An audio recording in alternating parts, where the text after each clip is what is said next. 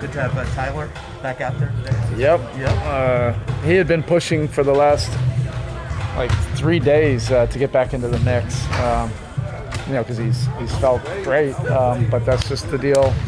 Got to follow the NBA protocols, and he was eager, and it's good to have basically the whole group here today. Is Markieff able to do everything yet? He's doing more. I'm not going to give an official update. You guys can watch him before games. He was able to go through this practice today. I like his progress right now. Any update on Kyle? No. Bam, he's been back for a week now. Looks like his production's about what it was pre-surgery. Just what's impressed you most about how he's been able to basically just pick up where he left off after missing 18 games in that long stretch that he did?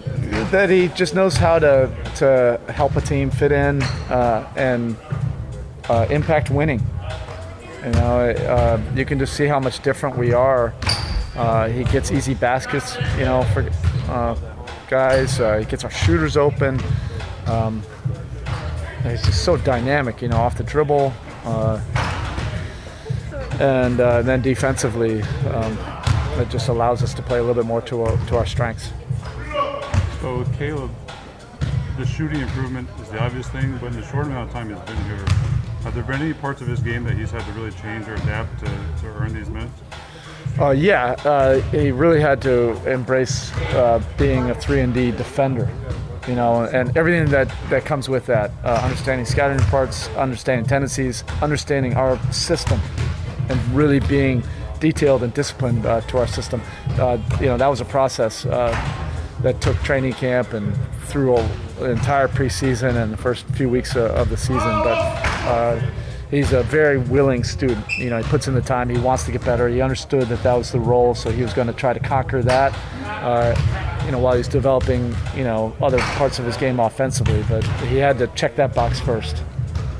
So over the years, you've probably seen it more than anybody else. But the knack for this organization just to find guys that just come and cut through ballers, maybe like diamonds in the rough. It goes back way back. I remember Ike Austin. Yeah, it starts with an overall philosophy that Pat started. Pat was a lottery pick, but in many ways, he was a guy that really had to grind and work, to stay in the league. And I think that's always just, stuck with him. That when he started putting together teams, that he understood how important those kind of role players were. And for, our franchise, that, hopefully, if we're winning a lot, you're not going to have great draft pick position. So you have to find ways to develop players in other ways. And our scouting department obviously is just outstanding. They understand exactly what we're looking for.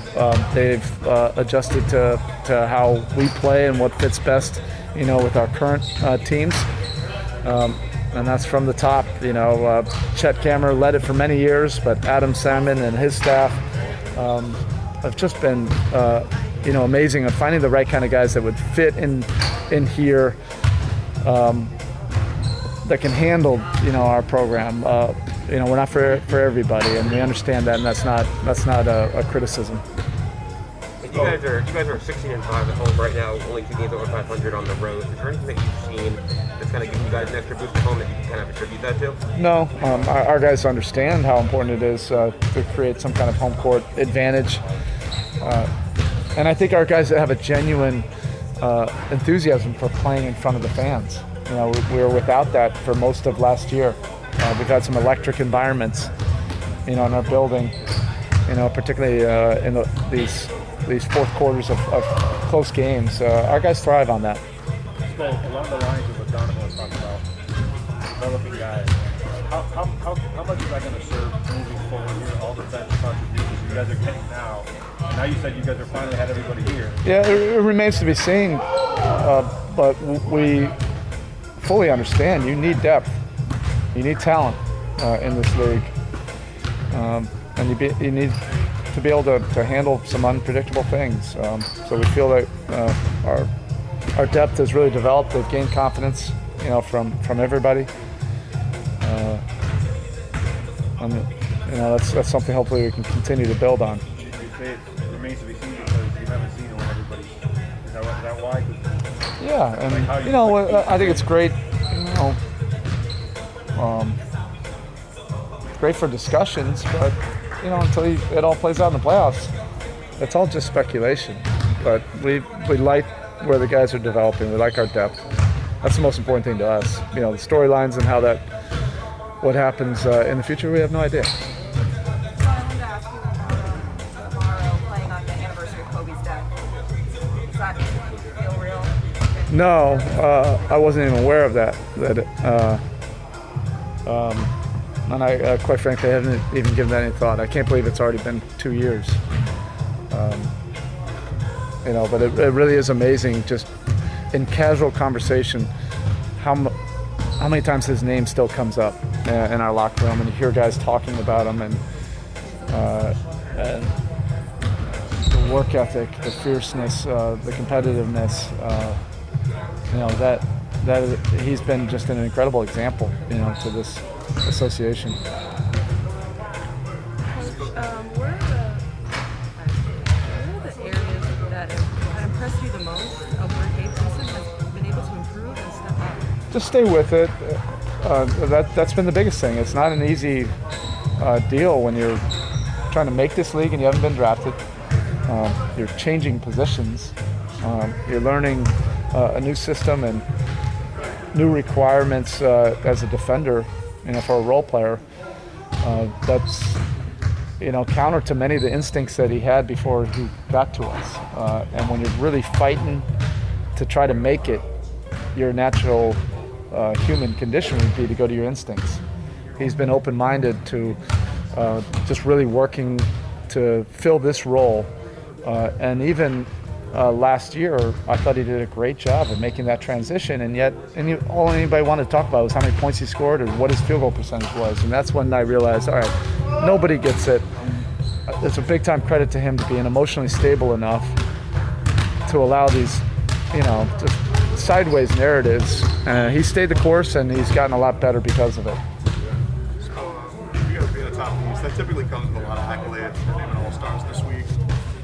But you guys have done this with so many guys in and out. How important is it that you guys have some representation there just to kind of acknowledge how good this is against this world? Yeah, I think it just depends on who you ask.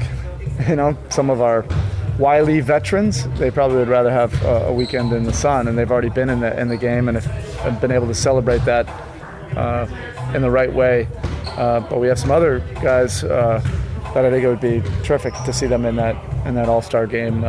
We also have had some injuries, so I don't know how that all works out. But I think that's a cool experience, especially for young players, guys like Bam and Tyler. I think that's a fun thing, to look back on. I'll throw one more in. What is the significance for you of being a number 1 seed, given all the disruptions, injuries, all of that? Is it significant right now? We're competitors, so I think it's always good to try to, win games and test yourself against the best competition. We're aware of the standings, so it's not like we're obsessing about it. It's really been more about trying to get our game right and keep on making improvements, as the season goes on. All right, thank you.